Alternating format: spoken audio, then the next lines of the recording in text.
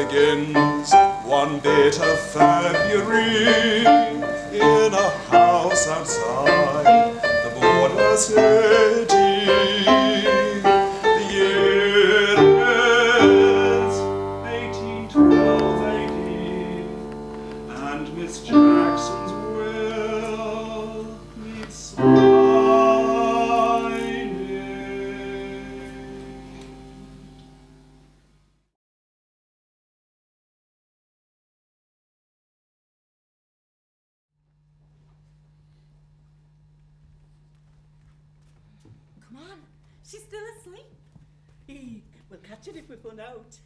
Give her and shut door, will you?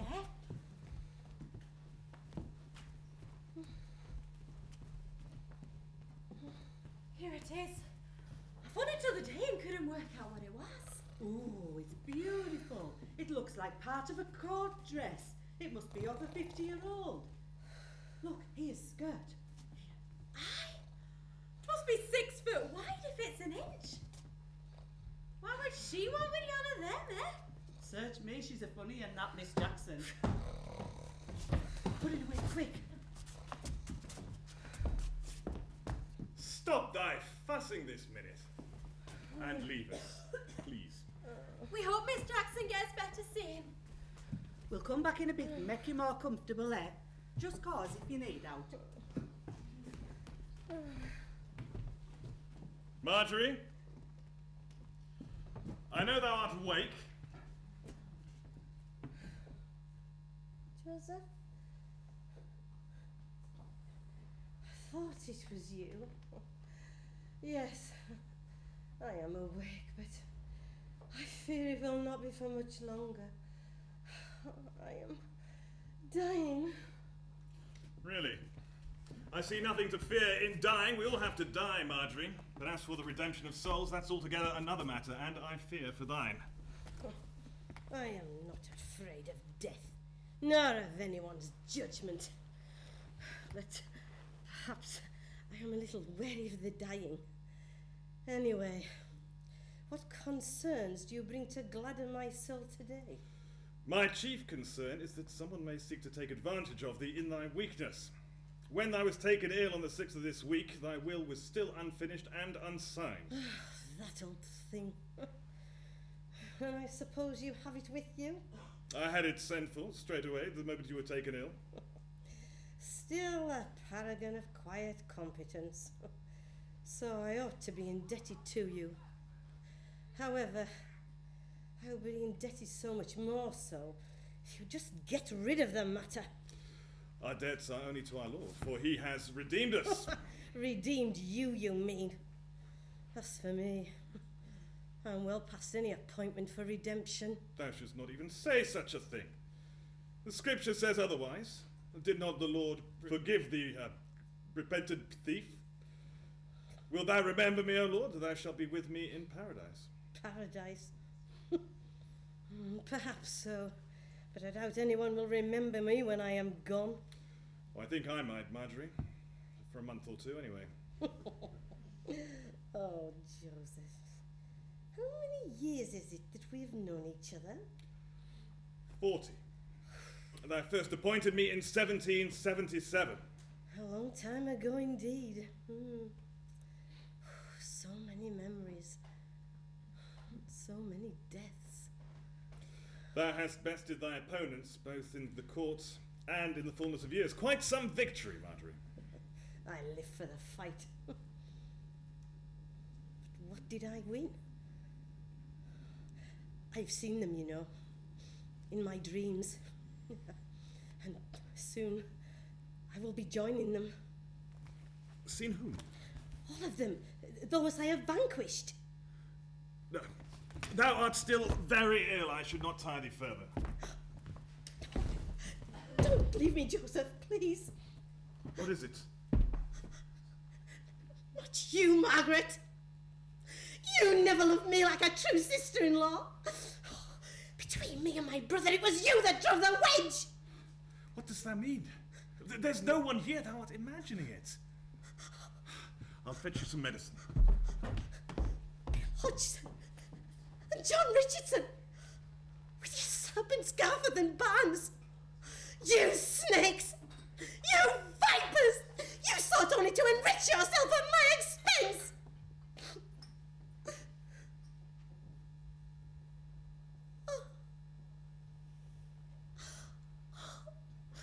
My dear William, my last surviving brother. Oh, you were like a parent to me. Oh, how I wish things could have been different between us. No!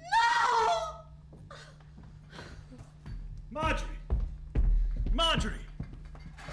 Thou canst not die yet! thou hast unfinished business.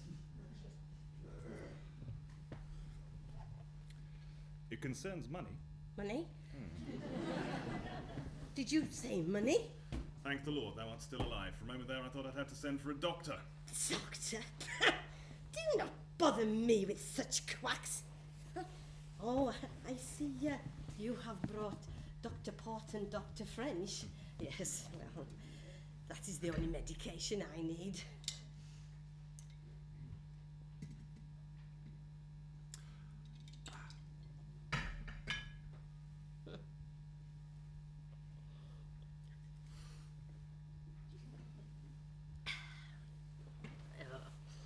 I will not die until I have put things in proper order. Only then will I have peace. I shall explain. I am more acquainted with thy tale than most, Margery. Thou shouldn't trouble to tell me again. Thou shouldst rest. Oh, but I must. For what do you really know?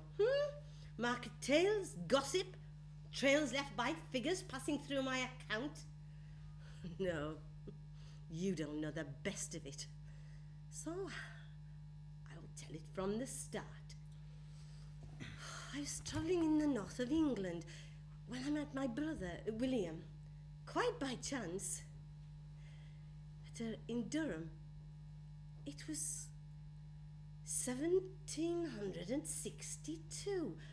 Yes, most people will remember it as the day General Lambton won his seat in Parliament, but not I. I will remember it as the last day my brother ever showed me a kindness.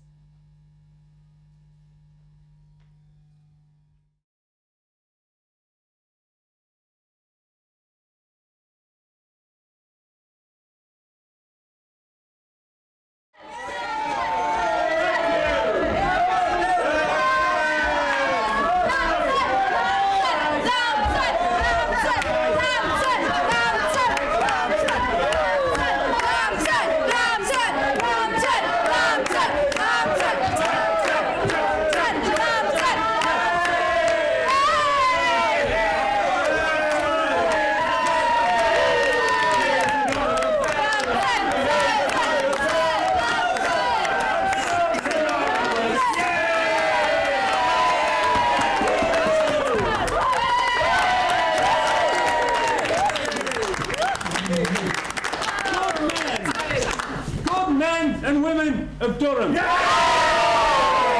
It's an important landmark for freedom and democracy. The so-called freemen, they failed to overcome your will, which is that a Lambton should again represent you at Westminster.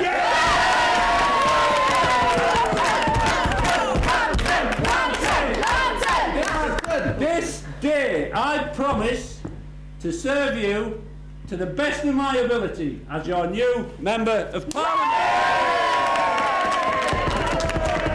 There will be no mushroom voters in Durham. Where do mushrooms grow best? In manure! And where's the best manure found? At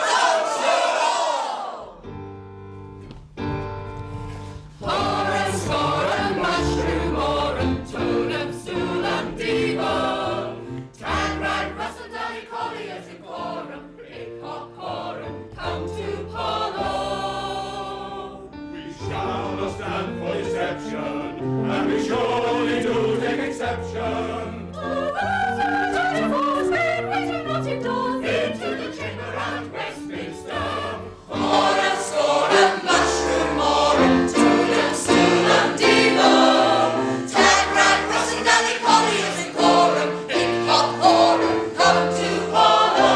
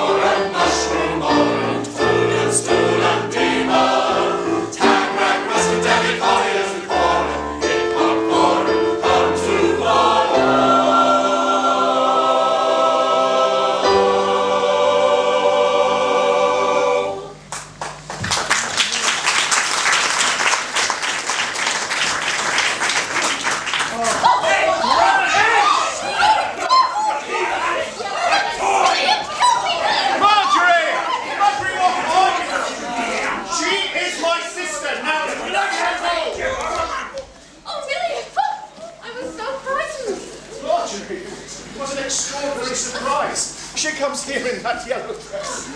Still a true Tory, I see. Good job she can't vote. So, I have heard nothing. No word, no letter. Where have you been all this time? Oh, William, it is so good to see you again. I cannot believe it is 12 years since I left Carlisle. Tell me, how is my sister? Oh, she is well, thank you. And do tell, am I an aunt yet? Sadly, the Lord has not seen fit to bless our union with children, but it cannot be helped. I'm sorry. You would have made a wonderful father, and I know our parents would have been so proud to have had grandchildren. I'm sure you're right. So, tell me of your travels. I've been to so many wonderful places these last few years. Best of all, last September I stood outside Westminster Cathedral and saw our new king and queen after their coronation. He was so handsome and she's so in love with him. Oh, what a wonderful city London is, William, with the palaces and the gardens and the theatre, the life. London. I went there once. I resolved never to go near the place again. £100 it cost me when I took our brother down to be an apprentice to a linen draper, and he was back within 3 weeks. And then, of all things, he tells us he wants to join the army. Yes, we were very sorry to hear of his death in Inverness. He was a true and brave soldier, just like our grandfather. I was very sorry to see that Carlisle Corporation did not see fit to name a street after him as well. Yes, well, perhaps they would have, had his death been in action, not from the pox. You are quite right. Let us not dwell on such morbid thoughts. I've forgotten how good it is to talk family matters with you, William. How auspicious that we should meet here.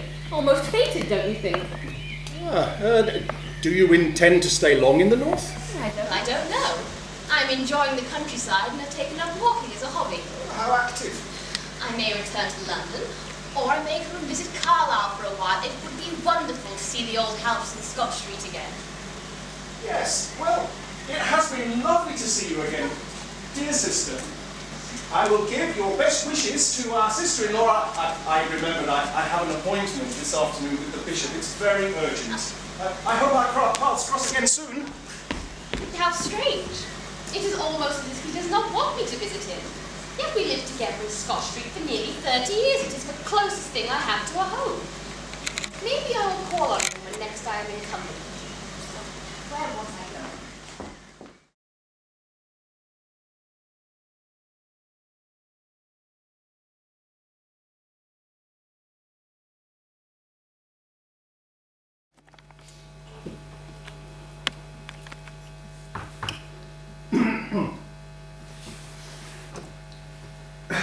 Yes. Remember to pay your debts, and your greatest debt is to your Redeemer. There. Doubtless the congregation will appreciate those sentiments. I do hope so, William. I don't want a repeat of St. Cuthbert's. But, dearest, that was the lesson for the day. I could scarcely ignore it. Yes, well, maybe next year spend a little less time examining ways by which the camel could get through the eye of the needle. I distinctly heard sniggering from the back. I'm sure you were mistaken. I think I know when I'm being sniggered at. I didn't like it. It brings our family into disrepute. Good job I'm not covering the sin of pride. What was that? I was just wondering what I'll do when I'm inside. Inside what? The church, of course. Well, I didn't have she is, I not her. I wasn't there when she went. Oh, but I wasn't out but a babby like. Do you think we better tell them it? What glass them? Oh, how'd you wished. I bet she's got a sneaky pocket any road. If you please, sir, if you please, sir, there's a Miss Jackson come to see you. I mean you. Who did you say? A Miss Jackson, sir. Which Miss Jackson? I don't know. I think her name was Margery. Speak English, you stupid girl. Is it Margery at the door, isn't it? I say what she said. All right, Missus! William, I thought you made it quite clear that she was not welcome here. Yes, I did. Of course I did. How was I to know she would turn up on our doorstep unannounced? I don't think you understand the gravity of this situation, William. She can quite clearly see that we're more than comfortably well off. She will start demanding money. Well, she can demand all she likes. She won't get a penny out of me. Out of us, William? May I remind you that I contributed a considerable amount of proportion to this wealth? Yes, yes, Margery and I have discussed this matter many times. There is simply no more money due to her from my father or my brother's estates. No, William, for once you're right. She won't get a penny out of us, even if she was to take us to the highest court in the land. Now, dear, I think you exaggerate slightly. Well, shall we at least receive her? She may not be seeking retribution or restitution, as you suppose.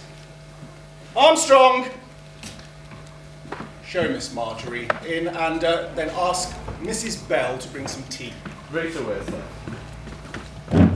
This way, please, miss. No, we're in this room now. William, I do hope you will forgive me for calling unannounced, but I so wanted to surprise you. Well, you've certainly achieved your goal, madam. Oh, my dear sister-in-law, Margaret, I can't believe it's 12 years since we last spoke. Has it been that long? Time has simply flown by in your absence, Margery. And the house, I simply wouldn't have recognised it. It's so full. Yes, well, when Mr. and Mrs. Jackson died, the house was sparsely furnished. We had the furniture brought in from Grovelin Hall. Well, certainly our late parents did not bequeath such magnificence on any of us, William. I am quite taken aback. Margaret is quite right. Her dowry was quite substantial and accounts for most of what you see. Yes, you certainly have prospered since I lived here. But I know exactly where you got it from, and it wasn't from her. Since I left 12 years ago, you have done well to make this show a larger house with extra rooms and servants too, both maids and grooms. But I do think this sudden change is more than just a little strange. Your wife may have some chattels, sure, but these were not made to endure. So if you are so well found, maybe the both of us should talk around our mother's will and her bequest, with Joseph's death and Gerald's rest.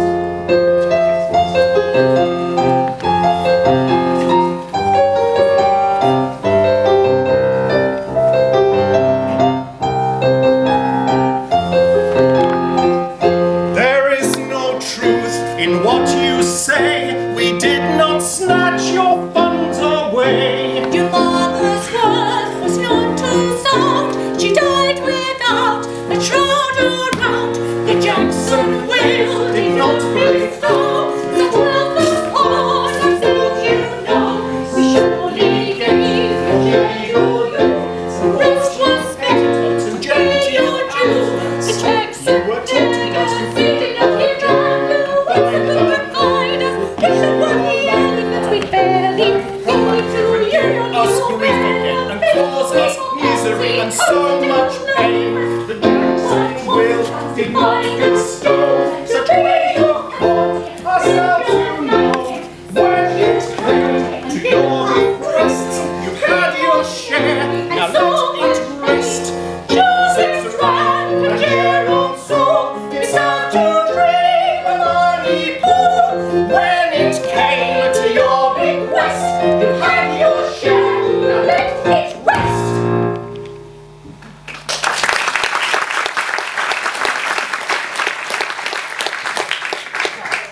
Joseph's army career and a few dancing lessons and ribbons accounted for our parents' fortune of several £1,000s. Do not take me for a fool, William Jackson. Whether you think him a fool or not, you were well provided for, and you paid no rent whilst you lived here. I should think not. In truth, I am part owner of this house. Pay rent indeed. Margery, when you lived here and called it your home, we tolerated your petulance. We do not intend to do so when you do not. Pay up and I will go, William. But do not cross me on this, for I will have justice. Armstrong, please show Miss Jackson out. She will not be staying for tea. This way, miss.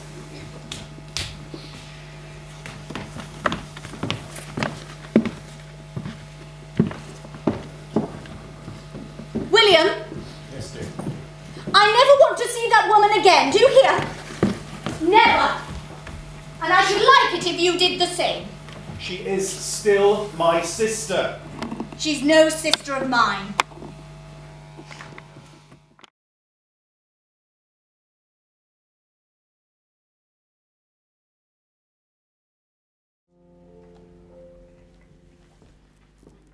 Do tell me again about seeing Their Majesty's coronation in London, Margery. It's just too fascinating for words. Cousin Julia, if I've told you once, I've told you 20 times. What more can I possibly say? Queen Charlotte looked radiant. I could hardly believe they'd only met 2 weeks previously. Oh, Margery, were they genuinely in love? How romantic. And so unexpected. Yes, and still are, given by the number of little princes and princesses she keeps popping out. How many is it now? 8? 9? I think I've lost count. Certainly more than an heir and a spare. Oh, but I think I hear the delicate footstep of your dear sister approaching. So you are still here, Cousin Margery? Well, I have some news that may be of some interest to you. Oh, there isn't a young gentleman involved, dear sister, is there? Do tell. Really, you do need to get out more and stop reading those trashy romantic novels. Of course there isn't a young gentleman involved. They're nothing but bonnets, bustles and bosoms. As we have established, there is not a young gentleman involved. What is this news? The bearer of it can tell you himself. Come in, little.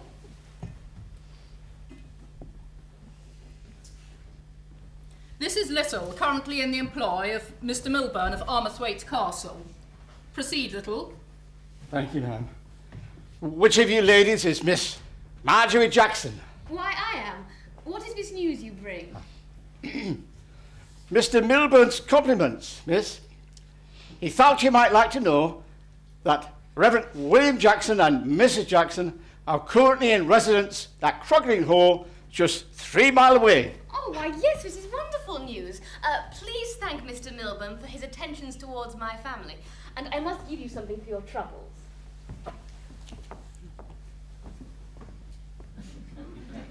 Thank you, miss, and all the best to you ladies. Oh, Cousin Julia, this is wonderful news. I haven't seen my brother since before I left for Ireland, some 12 years ago. So it seems you have a closer relative than us, living not 3 miles distant. I'm surprised you still grace us with your presence. Truly, I did not know that my brother was living so close by. Nonetheless, I'm sure my mother would agree that it would seem more natural if you were to stay there rather than here. Oh, I see. Well, if you and your mother are agreed, then I must go. But I could not call on him without first finding out how things lie between us. You see, our last parting was somewhat less than amicable. Oh, cousin, I don't suppose I could ask you to call on him to see if he would be disposed to my staying. He is a very learned man and the curate of Bromfield Church. I am sure you would have much in common. Call on him? My dear, I dine with deans and banquet with bishops. I do not call on curates.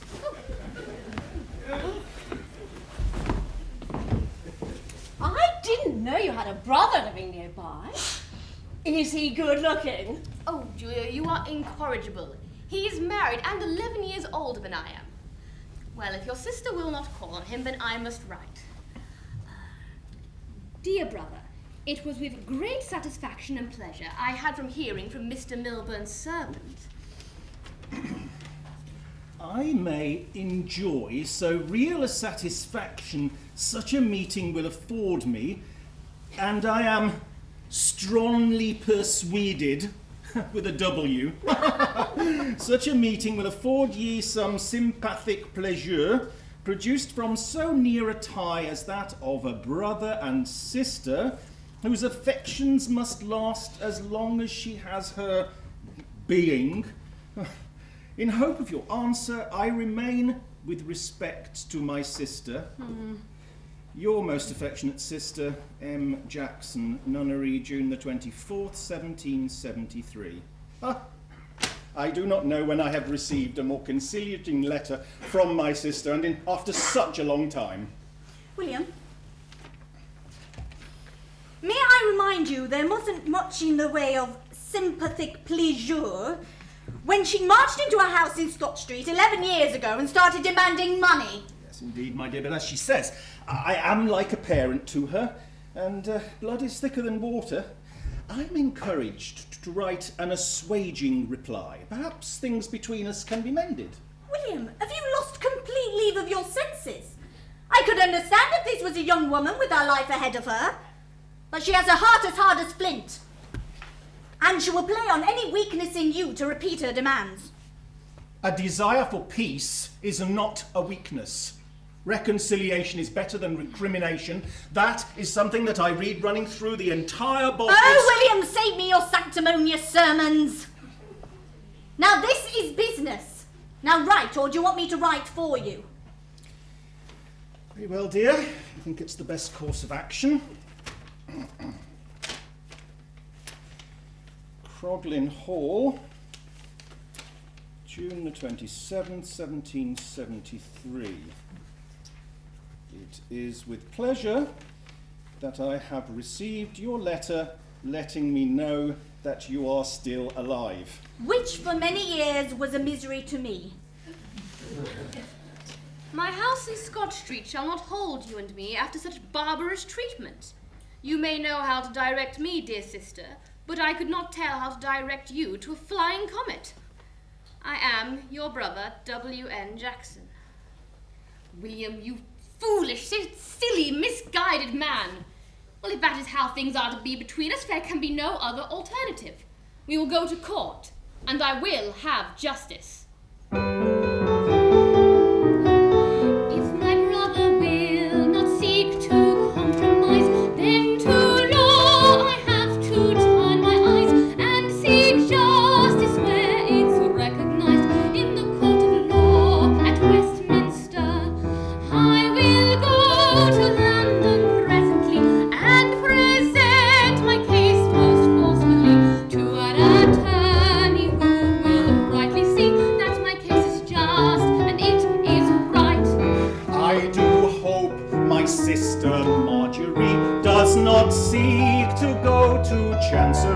It would surely not provide much levity and would scarcely terminate in brevity.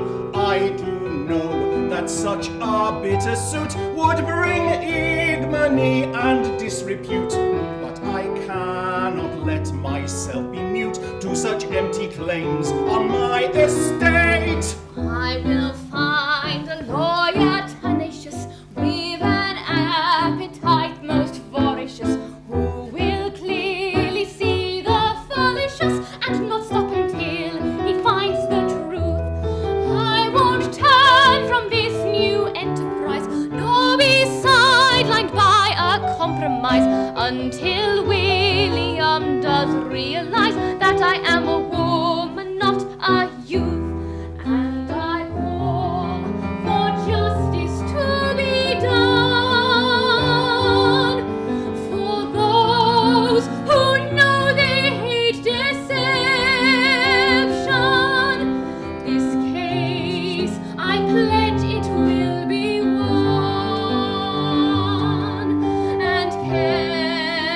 Who should take exception?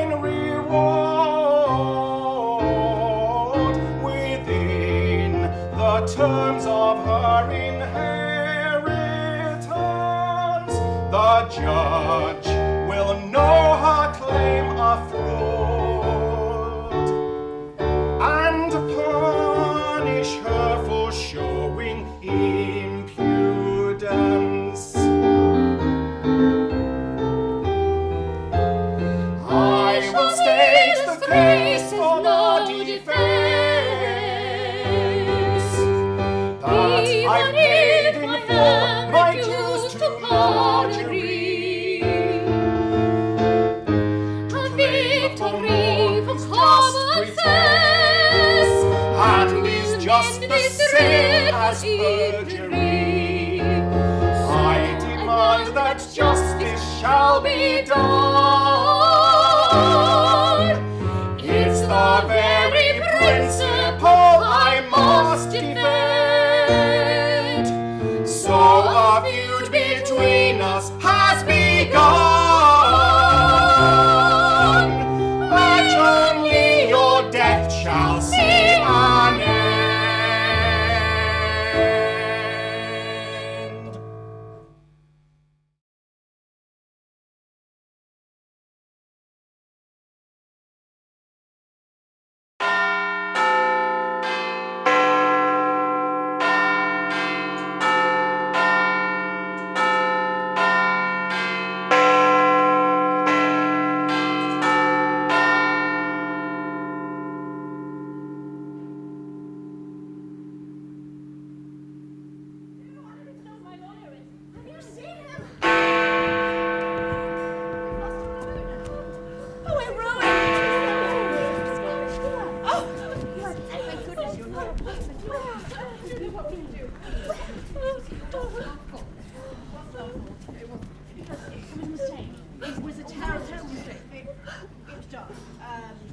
You seem at a loss, madam.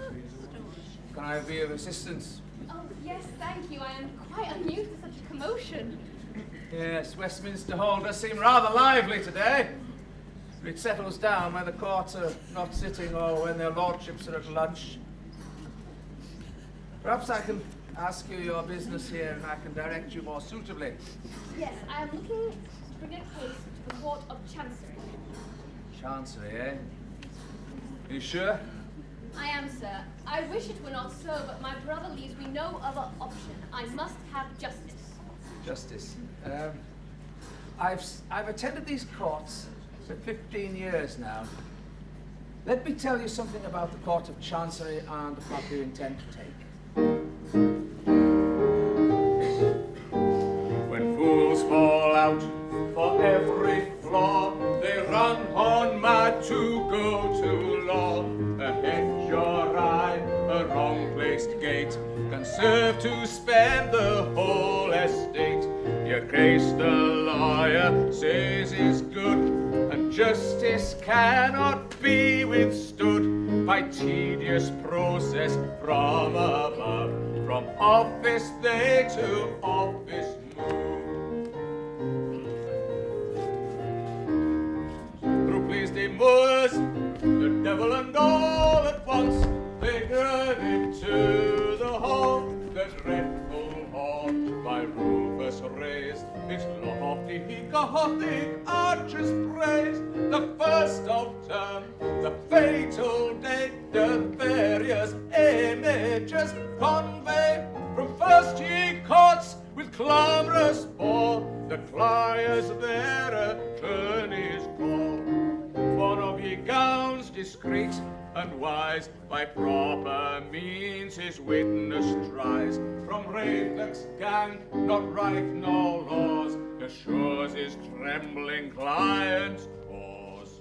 This gnaws his handkerchief, whilst that gives the kind ogling nymph his hat, here worn in love with choristers, mine singing more than Laura's theirs. The sergeant lifted on behind, shows justice lame as well as blind. From first ye courts, the grandeur suits, others protract an ancient suit. Justice, chaos, can prevail, while sense and reason's sure to fail, and thus at Babel first began.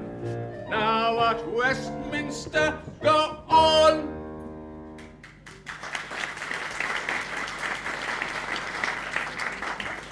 I see. So you do not think our fine legal system brings justice? Madam, I know not of any honest man alive who would not truthfully say, suffer any wrong that can be done to you rather than come here. I thank you for your advice, sir, but even knowing my possible fate, I could not turn from my path. In that case, I'm glad I'm not your adversary, and I wish you well in your endeavour. Dear me, Robert, what terrible traffic! Did you see how that stagecoach driver cut in front of me? That gesture he used! I might have given that a sound thrashing. George, we're not in Carlisle, you know. Sometimes I've known the congestion so bad from Holborn to here that it would have been quicker to walk. Not that one would have done so, you understand. I see you've become a true Londoner in the 10 years since you've been here, Robert. Oh, the sooner I get back to Cumberland, the better. Thank you, Garfer. And I intend to do so once I've introduced you to Miss Margery Jackson. It is an interesting case, George, although I do not know why she chose to meet us here rather than at my office. I'm sure she has her own reasons, as she has with most things. Now, where is she? Ah, Miss Jackson. Miss Jackson. I present my brother, Mr. Robert Mounsey. I am sure that you can more than adequately present your suit. I have indeed heard of you, Mr. Mounsey. Your reputation precedes you, and I understand you have been practicing at the court for the last 10 years. That is correct, madam. And in that time, I have brought several cases to a successful conclusion. Well, to have concluded cases at Chancery in under 10 years shows both ability and aptitude. I shall try to apply the same to your situation, Miss Jackson. Now, it would be helpful to me to hear a summary of the suit against your brother, the Reverend William Jackson. Of course. Well, simply put, there are two wills. I should have inherited from both. My brother claims the entire amount funded my brother's army career and a few dancing lessons. Well, this is preposterous. And the total you're claiming amounts to? The total amount is £1,550 and interest. I think you can understand my strength for justice. I certainly can. Now, can I just say from the outset that I think your case is good, so justice certainly should not be withstood. Anyway, now that you've seen the battleground, let us repair to my office to prepare our campaign. And later, I intend to conduct a tour of London's most fashionable shops. I believe an event such as this calls for a new bonnet, and I rather fancy a calash. Let us hope it lasts until the end of the case, Miss Jackson. Why, my dear Mr. Mounsey, of course it will. Splendid.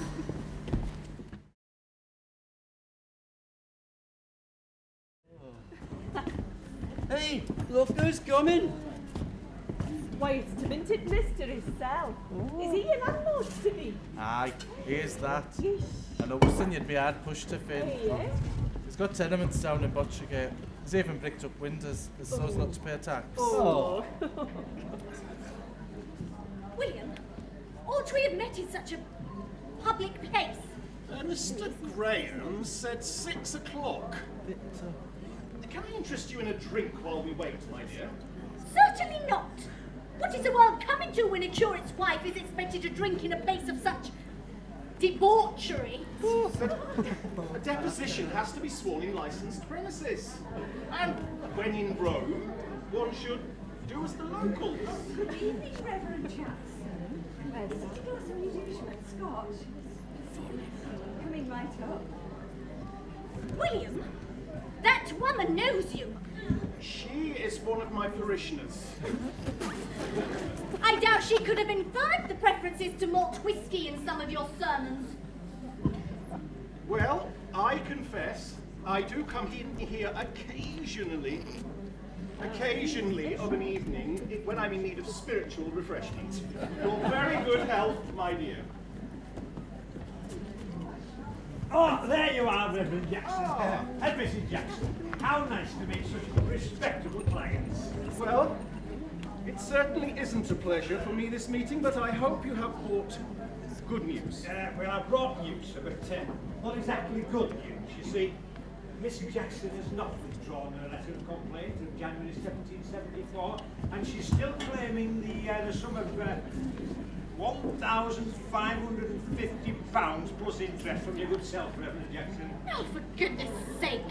Thankfully, I can draw up your statement in response and get it witnessed here. That's a lot more cosy, isn't it? Well, I am familiar with the procedure, so shall we begin? For the record, state your appellation, education, and occupation? I, the Reverend William Jackson, am a humble man of the cloth, given to the promise of my vows to abstain from vice or sloth. I am a gownsman at Queen's College, when in Oxford I did learn of such useful skills as how to run up huge debts in every turn. I am curate of the Bromfield Church, St. Mungo's is its name. I have never been or worshipped there, and the vicar is the same. As commissioner for new-built roads that run from coast to coast, I do bring a Christian oversight as befits this vital post. I am owner of 10 small estates, 6 houses and a mill. These investments do some income bring, bequeathed by my father's will.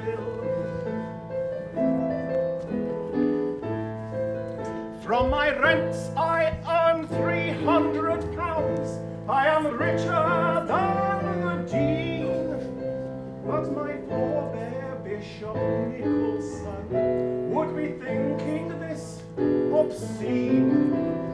If I only had my curate's pay, just £20 a year, I could not maintain my wife in style, nor keep Croglin Hall in cheer.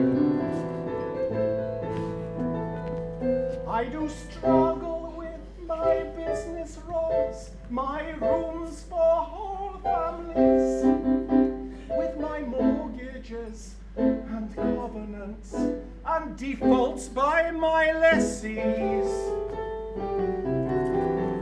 So I have become a cognatus and prey upon my knees. I do then sing such enchanting hymns while accepting all my fees.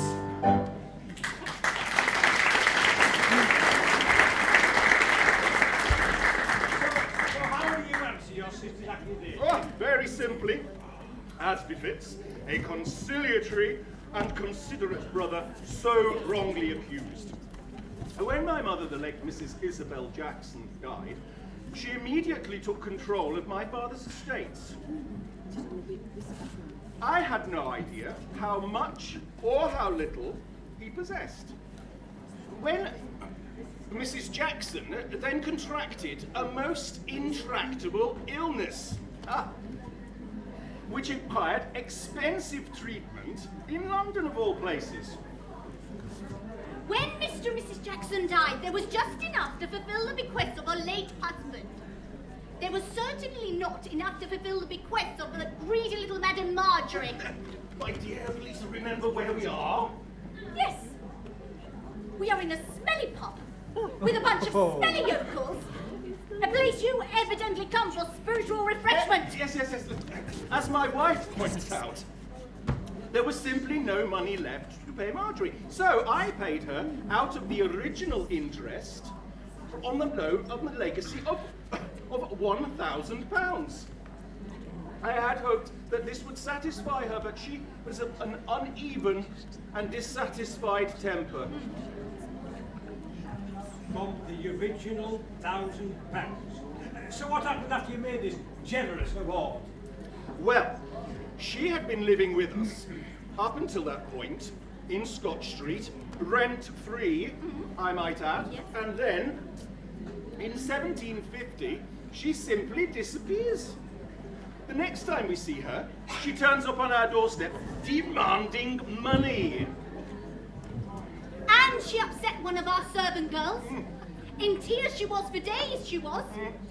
I had to sack her. There was nothing more that could be done. I have always declared myself ready to settle with Margery, but she will not have it so, for great harmony does not exist between us. For great harmony does not exist between us. In consequence, I ask for the case to be dismissed with reasonable costs. Right, I think that should do. Perhaps if you can oblige me with your mark here, Reverend Jackson, then we can ask these good fellows here to witness it. Don't come back. Landlady, for our helpful witnesses, drinks all round! Oh dear. William, are you all right? No, just a little light-headed, dear.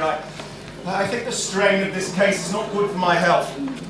I think an early bed might be in order. Early bed, dear. That sounds like a good idea. In the guest room, you drunken lout. Now, get me out of here. Never bring me here again.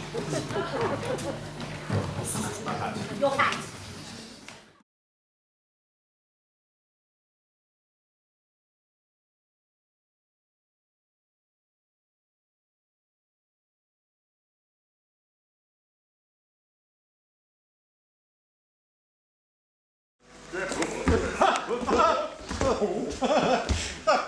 Oh, a splendid funeral, wouldn't you say?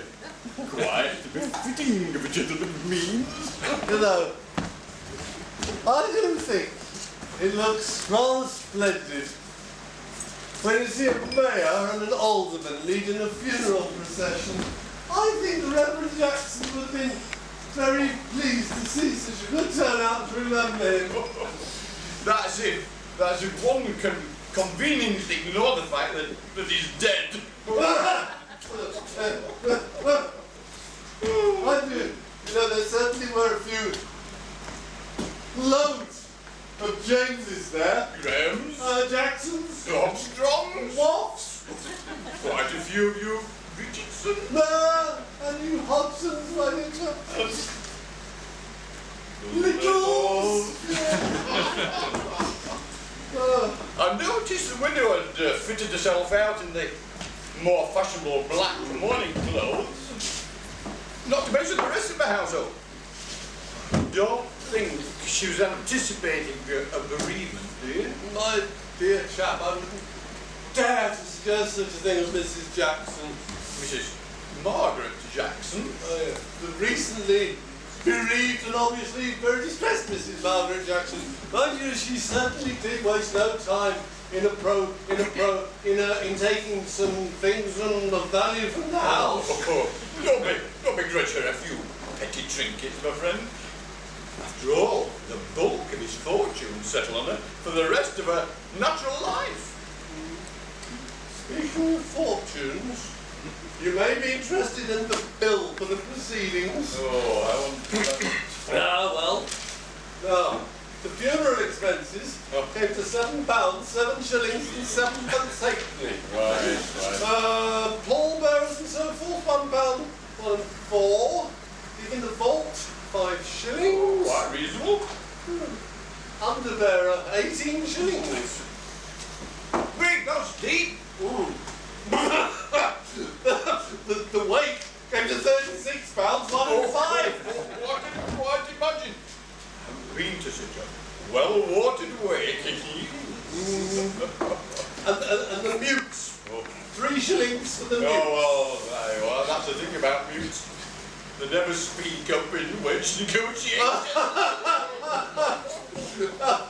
So, speaking of mutes, one person noticeable by her absence was miserable Margery Jackson. Thank goodness.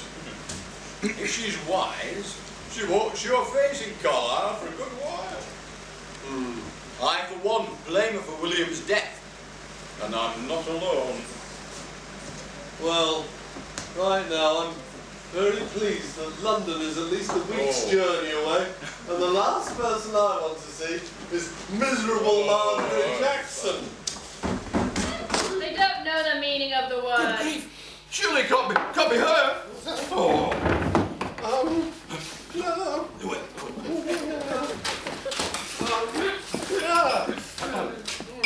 Mr. Richardson, Mr. Hodgson.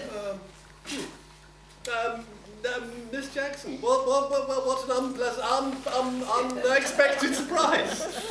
I take it you are not aware the new stagecoach service from London to Carlisle only takes 3 days. No. Yes. No. Very rapid.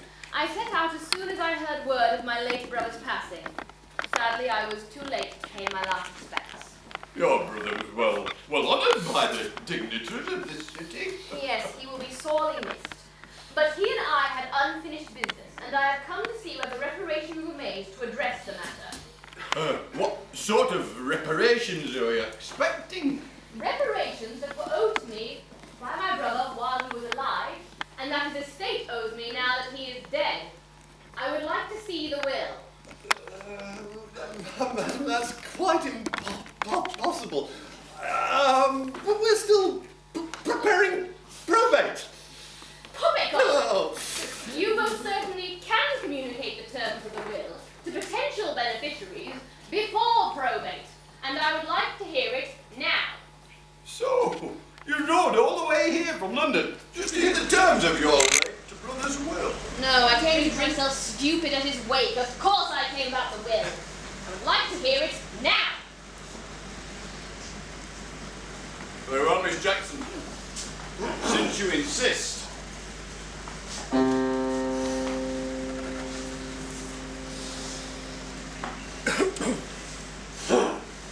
In the name of God,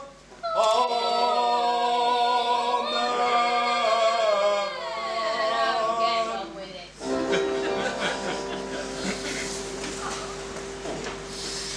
I, William Nicholson Jackson of the city of Carlisle, in the county of Cumberland, being of good health and of sound and perfect mind, memory and understanding, but being sensible of the uncertainties of life, do make, publish, and declare this last will and testament in the manner and form following. Here there are some small requests which should not you at all distress. Simple gifts do not impress. Who does worldly goods possess? I give advice unto John Richardson Esquire and Alderman William Hodgson. All houses, best watches, lands and tenements, to hold the same unto them. The said John Richardson and William Hodgson, their heirs and the signs forever. It was not his true intent to give to you in such extent. We do come to certain terms, which his spouse in trust confirms. For the use of my loving wife, Margery Jackson, for and during the term of her natural life. I see that which got her reward, and will sit tight upon her hoard. But Miss Jackson, be not glum, at her death your chance will come. And rather after her decease, in case my sister Margery Jackson may be living, and have no lawful issue, male of her body, then to the use of the said John Richardson and William Hodgson, their executors, administrators, and assigned.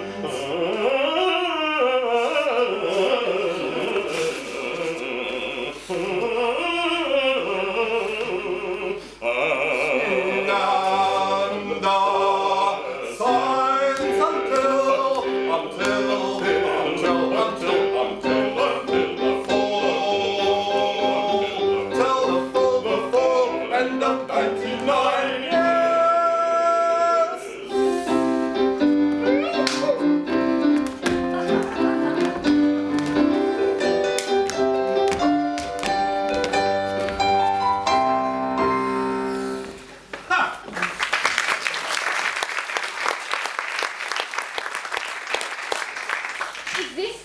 of a joke.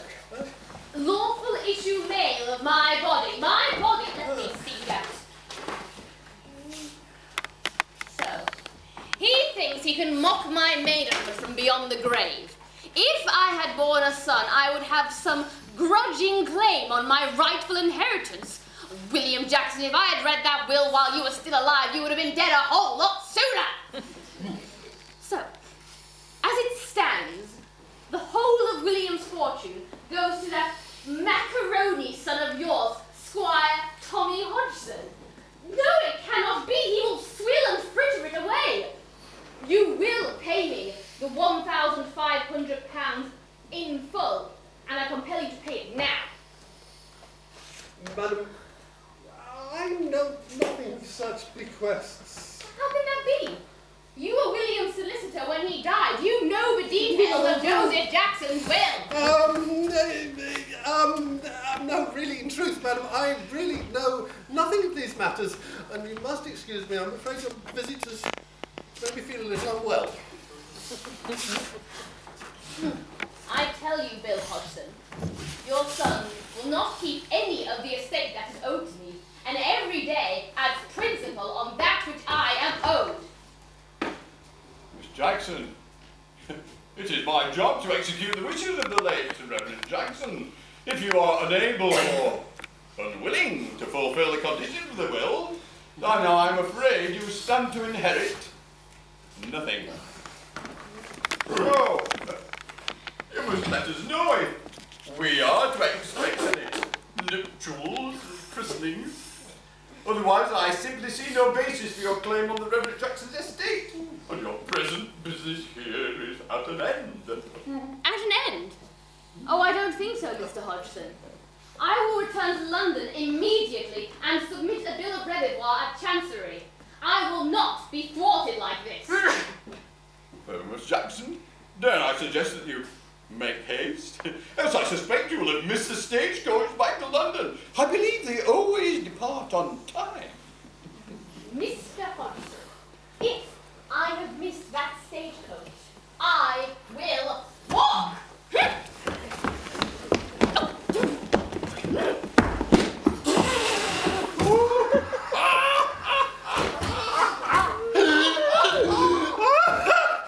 Mr. Hodgson, if I have missed that stagecoach, I will walk.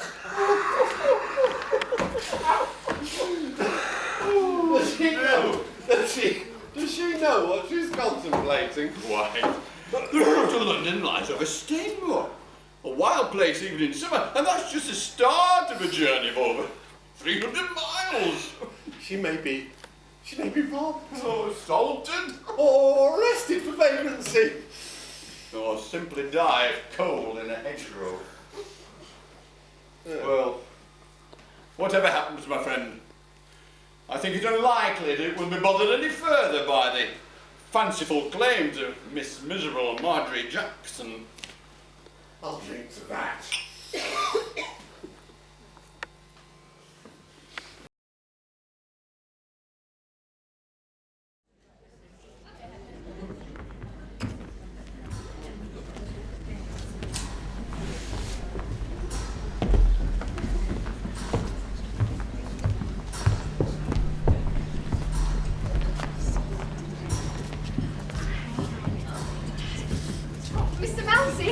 Mr. Mounsey! Miss Jackson, I have not expected to see you again. Did your trip to Carlisle go well? That idiot brother of mine! Can you believe this? I only inherit if I have lawful issue male of my body. I mean, honestly, look at me, Mr. Mounsey. Do I really look like the marrying kind? Miss Jackson, there are few things on which a barrister does not have an opinion. This matter, however, is most definitely one of those. But you are in pain.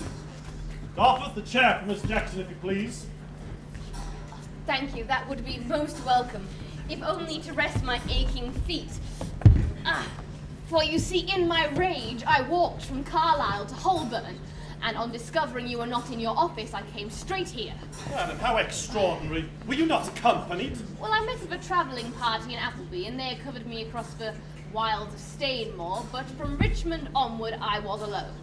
Again, I'm almost speechless. And how long did this journey take you? Just short of 2 weeks. It would have been shorter had I not got lost somewhere near Doncaster. Ah, you were fortunate, madam. I have always made a point of avoiding Doncaster. Mr. Mounsey, my brother thinks that by dying he can cheat me out of my rightful inheritance. My so-called sister-in-law is in possession of that inheritance, and the executors of the will are no doubt complicit in this deceit. What would you advise we do? Are we back on fee-earning terms, madam? As long as you have not been billing me for the conversation thus far. Then we must submit a bill of reservoir against the executors. If I do that, will you continue to follow the case here at Westminster Hall? I shall, sir. For even though my voice cannot be heard, I can ensure my cases. In that case, madam, you need a friend. What sort of a friend? A true friend. Someone who will not waver. Someone who will support you to the bitter end. This is a case that may take many years and requires both tact and strength. We have to find your brother's properties and quiz the tenants on their rent. Your brother would have loaned his money out at a rate approaching 5%. It is this interest we must know about, as it is the key to our intent. The key to our intent. You need a friend to dig for evidence. You need a friend to build your case. Your case. You need a friend with strength implacable, who will always help and with good grace. Good grace. You need a friend when all's against you. You need a friend when you've lost hope. You need a friend to correspond with, without whom you would not cope. Without whom you would not cope.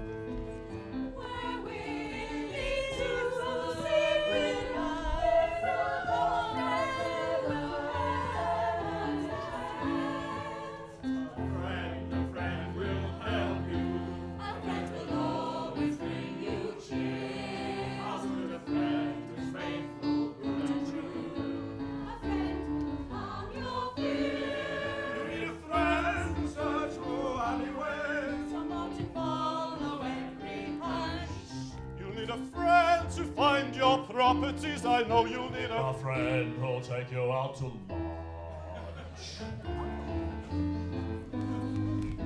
A lunch! A lunch! How can you think of lunch?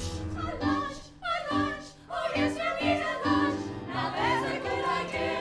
Let's bring some lunch in here. Food will all sustain you with every sleep to flit away. And happy is the man who has his daily bread this way. You need a friend. We offered food and wine in the court of chancery. The judge observes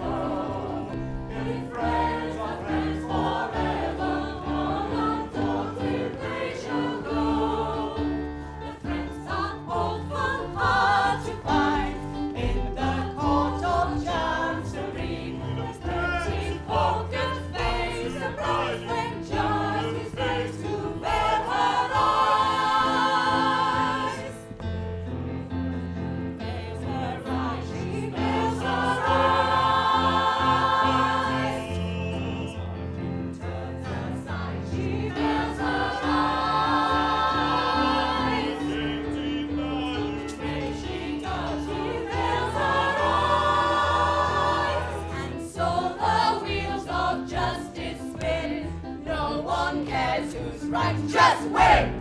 Fortune's won and fortune's lost. No one cares, the wheel still spins. Righteous flames of endless wars. Born aloft on ancient laws. Trial by birds is life by swords, and death to love and reason.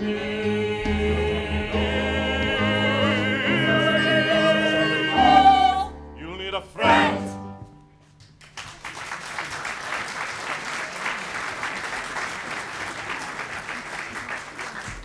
Fortunately, my brother knows just the person. Oh, and who might that be? His name is Joseph Bowman.